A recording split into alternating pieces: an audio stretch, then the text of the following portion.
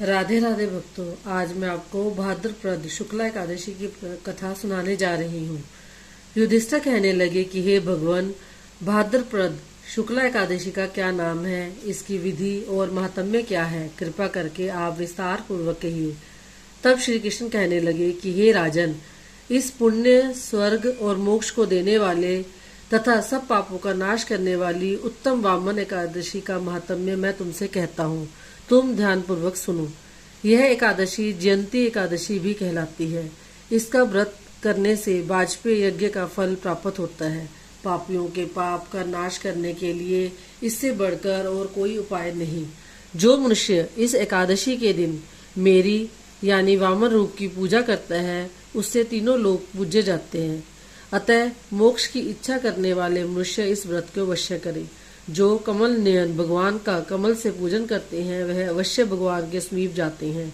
जिसने भाद्रपद शुक्ला एकादशी को व्रत और पूजन किया, उसने ब्रह्मा विष्णु सहित तीनों लोगों का पूजन किया। अतः हरिवासर अर्थात एकादशी का व्रत अवश्य करना चाहिए। इस दिन भगवान करवट लेते हैं, इसीलिए इसको परिवर्तनी एकादशी भी कहते हैं। भगवान के वचन सुनकर युधिष्ठिर बोले कि भगवान, मुझे अति संदेह हो रहा है कि आप किस प्रकार सोते और करवट लेते हैं तथा किस प्रकार राजा बलि को बांधा और वामन रूप रखकर क्या क्या लीलाएं की। चातुर्मास के व्रत की क्या विधि है तथा आपके शयन करने पर मनुष्य का क्या कर्तव्य है, सो आप विस्तार पूर्वक मुझसे कहिए। श्री कृष्ण कहने लगे कि हे राजन, अब आप सब पापों को नष्ट करने वाली कथा को श्रवण करें। त्रेता युग में बलि नामक एक दैत्य था। वह मेरा परम भक्त था। विविध प्रकार से वेद सूक्तों से मेरा पूजन किया करता था और नित्य ही ब्राह्मणों का पूजन तथा यज्ञ किया करता था। परंतु इंद्र से द्वेष के कारण उसने इंद्रलोक तथा सभी देवताओं के लोकों को जीत लिया।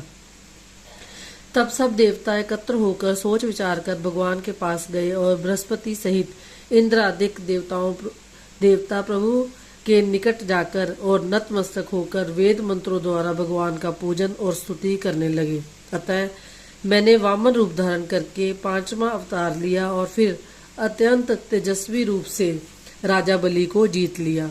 इतनी वार्ता सुनकर राजा युधिष्ठिर बोले कि हे जनार्दन, आपने वामन रूप धारण करके उस महाबली दैत्य को किस प्रकार जीता। श्री कृष्ण कहने लगे, मैंने वामन रूपधारी ब्रह्मचारी बालक ने बलि से 3 पग भूमि की याचना करते हुए कहा कि ये मुझको 3 लोक के समान है और हे राजन, यह तुमको अवश्य ही देनी होगी।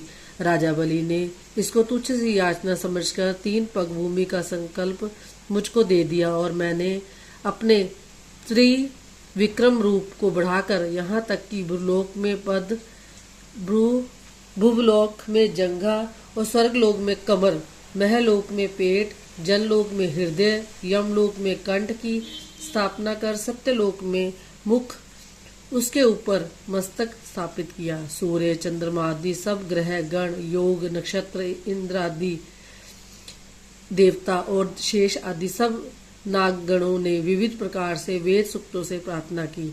तब मैंने राजा बलि का हाथ पकड़कर कहा कि राजन, एक पद से पृथ्वी, दूसरे से स्वर्गलोक पूर्ण हो गए। अब तीसरा पद कहाँ पर रखूं। तब बलि ने अपना सिर झुका लिया और मैंने अपना पैर उसके मस्तक पर रख दिया, जिससे मेरा वह भक्त पाताल को चला गया। फिर उसकी विनती और नम्रता को देखकर मैंने कहा कि हे बलि, मैं सदैव तुम्हारे निकट ही रहूंगा। विरोचन के पुत्र बलि से कहने पर वहां पर भाद्रपद शुक्ला परिवर्तनी एकादशी के दिन बलि के आश्रम पर मेरी मूर्ति स्थापित हुई और दूसरी क्षीर सागर में शेष नाग के पृष्ठ पर हुई। हे राजन, इस एकादशी को भगवान शयन करते हुए करवट लेते हैं, इसलिए तीनों लोकों के स्वामी भगवान विष्णु का उस दिन पूजन करना चाहिए। तांबा, चांदी, चावल और दही का दान करना उचित है। रात्रि को जागरण अवश्य करना चाहिए। जो विधि पूर्वक इस एकादशी का व्रत करते हैं, वे सब पापों से मुक्त होकर स्वर्ग में जाकर चंद्रमा के समान प्रकाशित होते हैं और यश पाते हैं। जो पाप नाशक इस कथा को पढ़ते या सुनते हैं, उनको 1000 अश्वमेध यज्ञों का फल प्राप्त होता है।